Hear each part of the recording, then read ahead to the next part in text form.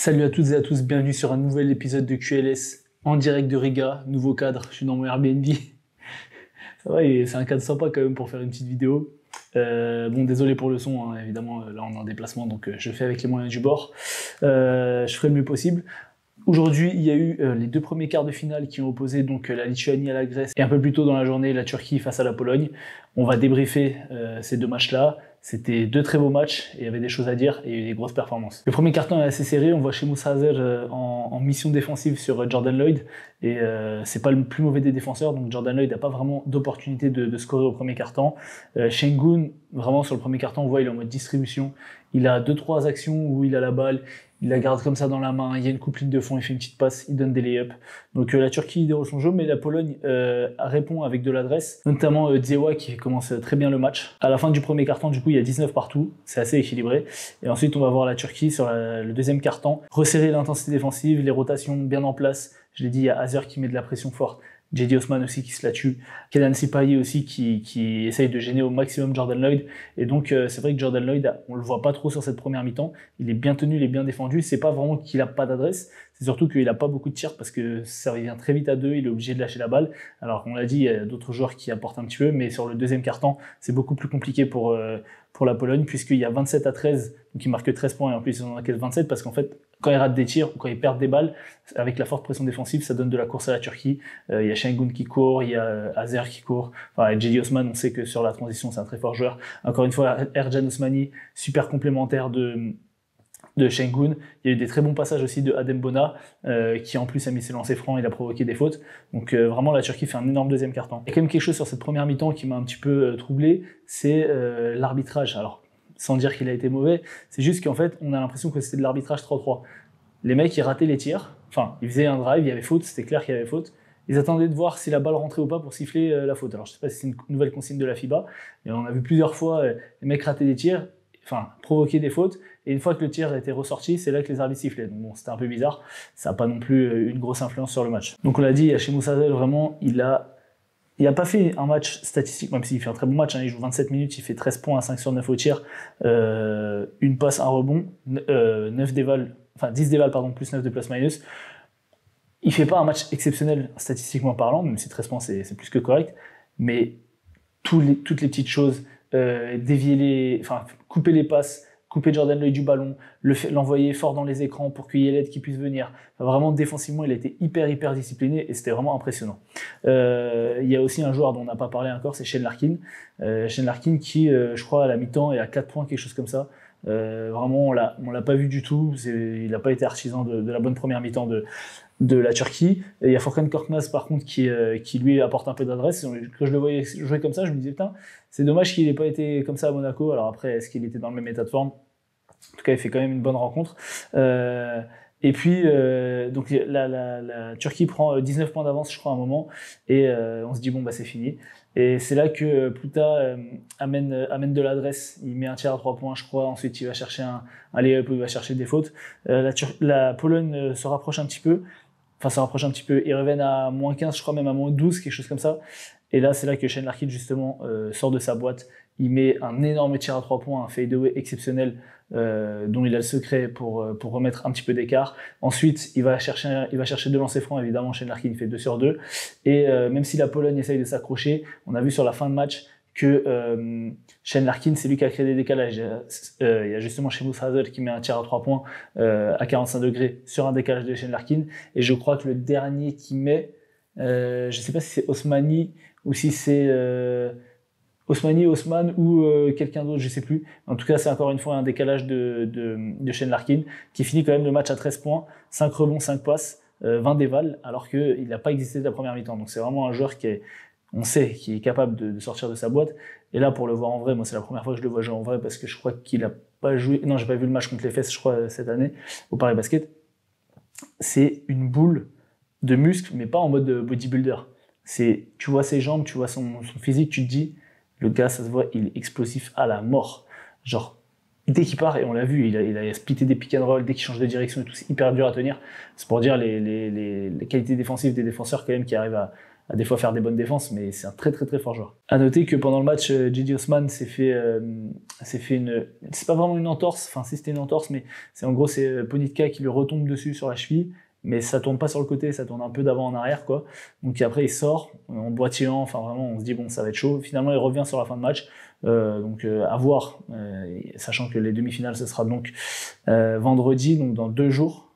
En 3 jours pour eux, donc ils auront un peu le temps de le soigner. Je pense que là il va être mis au repos histoire de pas se forcer trop sur sa cheville. Donc je regarde le match et tout, je me dis bon, bah franchement Şengün il fait un bon match, mais il a vraiment pas forcé, tu vois, il était là en mode distribution et tout. Je vais sur les réseaux, je regarde, je vois Alperen Şengün triple-double, 30 minutes, 19 points à 6 sur 14 au tir, 6 sur 12 à 2 points, 0,2 à 3 points, 7 sur 9 au lancer, 12 rebonds, 10 passes, 33 déval, plus 15 de plus-minus. Correct, bon joueur de basket. Et vraiment, on en parlait, je sais plus avec qui j'en parlais, mais c'est un mec, tu te dis, c'est comme Jokic, quoi. S'il veut mettre 40, 45, il peut les mettre. Il est indéfendable, il a les 2 mains, il a des counters, à chaque fois que tu le bloques, il va finir sur des spins, il peut shooter à 3 points, il a un très bon dribble pour un grand, il est très bon au lancer, il a un très bon footwork, des jeux de feinte, etc. Mais bon, il avait décidé de pas trop scorer, donc il fait 10 passes, 12 rebonds. Puis même, tu vois, des fois, il fait des passes qui sont gâtées, le mec rate le layup, et c'est lui qui va prendre le rebond offensif, qui va remettre dedans. Donc voilà, parce qu'il fait quand même, sur ses 12 rebonds, il prend 7 rebonds offensifs, hein, je tiens à préciser. Donc énorme match d'Alperen Şengün. Sur la fin de match, il y a quand même Jordan Lloyd qui s'est réveillé, qui finit à 19 points. Alors moins 20 de plus-minus, mais 15 d'éval. Il fait 1 sur 7 à 3 points, mais il était tellement serré, franchement, le plan défensif de la Turquie sur Jordan Lloyd a été très très efficace, mais c'est vraiment un très très fort joueur. Et là en plus, il y a des rumeurs qui sont sorties comme quoi le Real serait sur lui. Alors je sais pas si ce serait une perte pour Monaco, parce que en soi, Jordan Lloyd, enfin voilà, c'est un super joueur, évidemment que ce serait une perte, mais le rôle qu'il a à Monaco, est-ce que c'est un rôle qui est pas trop petit pour son talent? Est-ce qu'il serait pas mieux au Real où justement ils ont cruellement besoin d'attaquants de ce profil-là? Voilà pour ce match-là. À noter aussi que, franchement, la salle, s'il y avait 30% de remplissage, c'était déjà beaucoup, quoi. Il y avait vraiment pas beaucoup de monde. Moi, j'avais des places à 70 €. J'ai pu me mettre derrière la table de marque au premier rang sans aucun problème. C'était vraiment vide. Il n'y avait pas une ambiance de folie. Alors oui, il y avait un peu les Turcs qui chantaient de temps en temps, les Polonais aussi, mais c'était vraiment calme. Par contre, pour le deuxième match de la soirée, là, c'était sérieux. Là, il y avait les Lituaniens qui sont les voisins du coup des Lettons, qui sont venus en nombre. Il y avait énormément de Lituaniens, il y avait aussi quelques Grecs. Ce qui était bien, c'est que c'était vraiment très bon enfant, contrairement à ce que j'avais vu un peu à l'Euroleague où les Grecs et les Turcs s'étaient foutus dessus. D'ailleurs, faudra faire gaffe quand même sur la demi-finale. Mais là, du coup, c'était très bon enfant. Il y avait les Grecs et les Turcs qui étaient côte à côte. Ça encourageait chacun son équipe, mais il n'y a pas eu de problème. Moi, j'avais un mec devant moi qui était complètement bourré, qui était surexcité, un Lituanien, mais bon. En fait, ce qui était chiant, c'est qu'il était toujours debout, donc on n'arrêtait pas de lui dire de s'asseoir. Bref, du coup, la Lituanie face à la Grèce, énorme ambiance, comme je vous ai dit. Les Lituaniens, ils ont vraiment foutu le feu.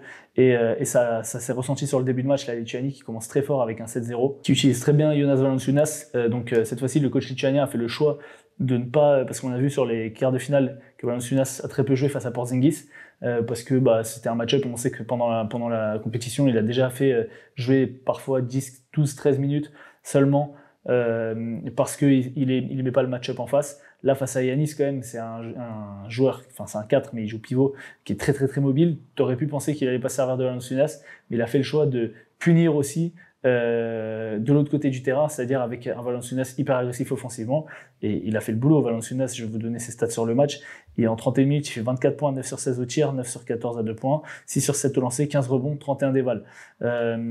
Et il est à 4 de plus-minus avec Radzivicius, c'est le seul en plus-minus positif. Donc voilà, il provoque des fautes sur Mitoglou. Franchement, ce qu'il a fait sur Mitoglou, sur la première mi-temps, c'était interdit au moins de 18 ans. En plus, c'était vraiment bien amené parce qu'il le mettait toujours poste bas, côté gauche, comme ça il peut revenir sur sa main droite. Et franchement, soit il mettait des hooks, soit il mettait des petits tirs à mi-distance. Il allait chercher des fautes, il a dominé, c'était vraiment impressionnant. En face, ça répond par Yanis, qui a du jeu de transition, à qui on a laissé beaucoup toute la soirée des tirs à mi-distance. Il a pas mal raté en début de match, mais finalement sur la globalité du match, il a quand même été adroit à mi-distance. Mais en transition, c'était assez impressionnant. Alors après, on m'avait dit, ouais, Yanis, tu vas voir, c'est le mec le plus impressionnant à voir en vrai et tout. J'ai pas trouvé non plus qu'il avait été... c'est Yanis, hein, il est très fort, et puis des fois, il fait des actions d'éclat. Il fait quand même, sans être hyper impressionnant, 29 points, 9 sur 15 à 2 points, 11 sur 16 au lancer, 6 rebonds et 2 passes décisives. 26 déval, tranquille. Mais voilà, j'ai pas trouvé non plus que... Enfin, j'ai trouvé qu'il a été bien défendu, il a été gêné sur certaines situations. Il a joué, on va dire, dans ce que voulait la Lituanie, à savoir lui donner des tirs à mi-distance. Après, dès qu'il prend un peu de vitesse, c'est compliqué parce qu'il rentre avec l'épaule. C'est toujours faute défensive. D'ailleurs, les arbitres ont été assez gentils avec les Grecs. Il y a plusieurs situations où les Lituaniens ils se font bumper sur la prise de balle, etc. Ça siffle pas. Et quand c'est de l'autre côté, ça siffle. Il y a une situation où Yanis fait un fadeaway, je crois que c'est sur Giedraitis. Il fait un truc à la Durf, donc il met un coup de pied dans le thorax de Giedraitis. On siffle quand même faute à Giedraitis. Donc j'ai trouvé l'arbitrage un petit peu déséquilibré, même si bon, ils perdent pas sur ça, mais c'était un peu dommage de voir ça. Et donc ce qui est intéressant aussi pour la Grèce, à exploiter peut-être pour le futur, c'est que la Grèce dans le deuxième quart-temps fait l'écart sans Yanis. Je crois qu'Yanis a des problèmes je crois qu'il a 2 fautes dans la première mi-temps. Donc son coach le sort un petit peu, Spanoulis, et donc il y a Kostas Antetokounmpo qui rentre. Alors il rentre même au début, il rentre pour Mitoglou parce que Mitoglou prend vite 2 fautes. Déjà, il se signale direct, il rentre en 6 ou 7 minutes, je crois, il fait 4 contres. Et puis des contres, tu vois, tu les vois quoi. Il va voler la balle en haut. Un autre, c'est une tentative de dunk de je sais plus qui, il le contre. Enfin, vraiment assez impressionnant. Excellent match de Kostas Antetokounmpo. Je vais le dire tout de suite, comme ça, c'est dit. Défensivement, ça a été le meilleur défenseur sur Valanciunas. On le voyait, il se bagarrait pour passer devant. Alors Valanciunas a eu des plays, mais en deuxième mi-temps, c'était beaucoup plus dur pour lui. Je crois que Valanciunas, il a 18 points, non, je crois qu'il a 15 points à la mi-temps, il finit à 24 du coup. Mais vraiment, Kostas Antetokounmpo fait un très très bon match, il récupère des ballons, il est présent au rebond, on l'a dit défensivement, il apporte des contres et tout, il a même mis un petit dunk, donc voilà, excellent match. Les Lituaniens avaient un plan de jeu très très précis de laisser la Grèce avoir de l'adresse entre guillemets avec, fallait pas laisser tout le monde, hein, mais on a vu beaucoup Samodurov, le jeune du Pana, qui a eu 16 minutes de temps de jeu parce que Mitoglou a eu des problèmes de faute. Et donc, du coup, ils l'ont laissé beaucoup ouvert. Et il n'a pas fait payer, il fait 1 sur 5 à 3 points. Mais défensivement, il a été précieux. Donc Spanoulis n'a pas remis Mitoglou même sur la fin de match. Mon chouchou, Toliopoulos, qui fait un match exceptionnel. Il rentre déjà, il met vite 3 tirs à 3 points. Il a 3 sur 4 à 3 points. Il finit à 17 points. Fort sur pick and roll, il tient sa balle, des petits changements de rythme, des petites hésitations, des petits flotteurs. Non, franchement, c'est une régalade. Alors après, il souffre un peu défensivement parce que il est un peu sous-dimensionné, mais il fait énormément de bien à la Grèce aujourd'hui. Tyler Dorsey, le terroriste, si vous avez vu ma story, abonnez-vous au suite et à QLS Pod. J'ai dit, à l'échauffement, il est bien dedans ce criminel. Et là, il nous a fait un petit match à Tyler Dorsey, quoi. 25 minutes, 6 points, 1 sur 6 au tir. Un rebond, une passe, 2 interceptions quand même, -2 de plus-minus, 3 déval. Je suis quand même curieux de voir les stats sur la compétition de Tyler Dorsey parce que il est à 12 points de moyenne, à 39% au tir quand même, il arrose bien. Hein.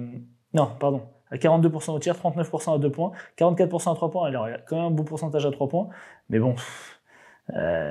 il arrose beaucoup, quoi. Hein. Et il fait un match contre l'Espagne où il met 22 et contre Chypre où il met 18. Sinon, ça vole pas très haut. Hein. Il fait 14 contre la Bosnie-Herzégovine, mais à 5 sur 14 au tir. Contre la Géorgie, il fait 14 à 5 sur 10. Contre l'Italie, le premier match, il fait 6 points à 1 sur 7. Contre Israël, justement, sur les huitièmes de finale, il fait 4 points à 2 sur 8. Là, aujourd'hui, il a 1 sur 6.